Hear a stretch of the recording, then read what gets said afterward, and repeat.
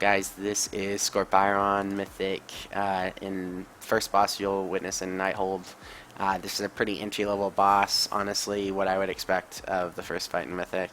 Not too many changes that are noticeable, but enough that I guess it can be explained. So the first change is the tank slot mechanic. So first of all, I think you'll still want to use 2 tanks on this. You can use 3, but I don't really think it's necessary.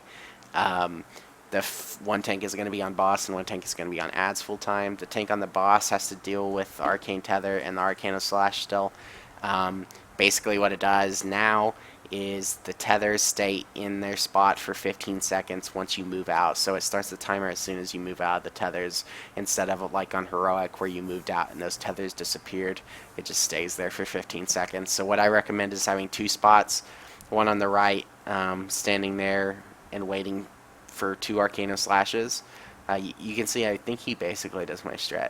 So 2 Arcana Slashes, take them, and then switch sides. That seems to be the easiest way to do it, in my opinion. That tank is going to be taking a lot of damage compared to what you would expect on Heroic, just because of how many stacks he's going to have to take at a time, but I think it's easier. As far as the rest of the fight, Call of the Scorpids still calls ads, and ads are still all around the room that you can pull. There's an extra ad now, though. Instead of just blue and red ads, and the red ads increasing attack speed, there's a green ad that lays these green pools. You can probably already notice. You just have to basically place them so that they're not just completely fucking you. It's not really even noticeable, to be honest. The boss himself has 3 phases instead of the 1 phase that you're used to, or I guess 2 phases with Chitinous Exoskeleton, him being stunned. He still has that, but he also has 3 different color phases that he does. He does a blue, a red, and a green. You probably already noticed. The blue phase is still the same, where you only have the blue crystals coming down and doing minor A damage. But now you have a red phase, which drops a crystal, and all the crystals do slightly different things. The blue one still does normal. The red one does taking damage in a 5-yard radius around it. And it also is supposed to do, I'll just read it to you, instead of, absorbs the shockwave and then pulses for 900,000 fire damage to targets within 15 yards moments after being struck by shockwave.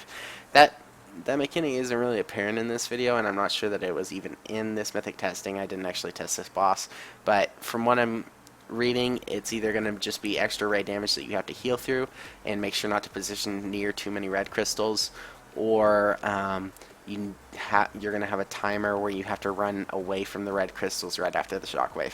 Not really sure, but that's how we'll deal with it. We'll either just heal through it, or we'll just run out if there's a timer for it, but I'm guessing you're just going to have to position well and not get hit by multiple red fragments when they explode. The green fragments are slightly different too. They do 200,000 ray damage compared to 1 million ray damage from the blue. And then they tick for 100,000 nature damage to all enemies every second. So once there's a couple of these out, you're going to really feel the damage, and you're going to want to use a cooldown probably. But besides that, the shockwaves are the same. The arcane blast, or whatever the hell it's called, the frontal cone, is exactly the same focused blast. And everything else is really basically the same. Super easy boss, like I said, very entry level. Nothing really that you didn't see in Heroic, to be honest. I mean, the crystals changed, but they're basically the same. You can see the red taking damage now if you want to see it, and the shockwave damage. Hopefully, it'll be more apparent in the actual kills that we'll see on live. But right now, I don't really even notice that mechanic. As far as the ads, just make sure to focus them down, kill the red ad first, and make sure not to position the green one too badly. That is Skorpyron, and we will see you on the next one.